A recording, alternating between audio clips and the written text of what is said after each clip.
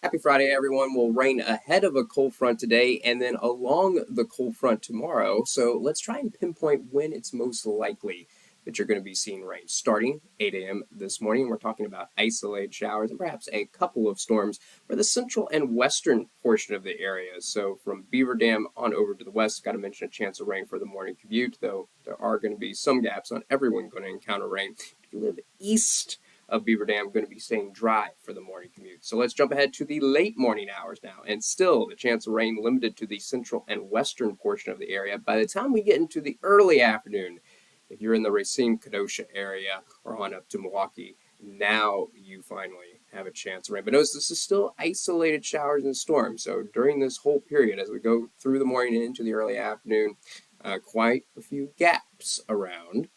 Let's talk about high temperatures today. I think most of us probably in the upper 70s, but where it's going to take a little bit longer for the rain chance to begin, right near the lake, probably reaching the low 80s for places like Racine, Kenosha. And it's going to be breezy this afternoon, gusts around 20 miles per hour.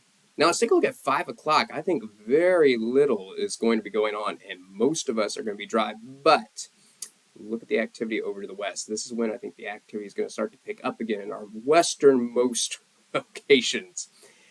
However, this activity is going to be slow to push to the east. Look at 8 o'clock and notice that the activity mainly in the western portion of the area. So still a good chance 8 o'clock. It's going to be dry in Madison, Watertown, Racine, Kenosha. I think it's going to take later in the evening for this area of rain to push in. So looking more around the 10, 11 o'clock time frame.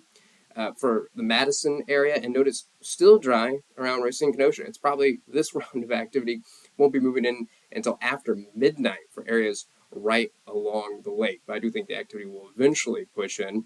So let's skip through all that and jump ahead to tomorrow morning. And now we're tracking activity along the cold front. So tomorrow morning, actually, particularly during the late morning hours, it's looking like is the best chance of rain for the western portion of the area. Boscobel, Dodgeville, Platteville, Baraboo.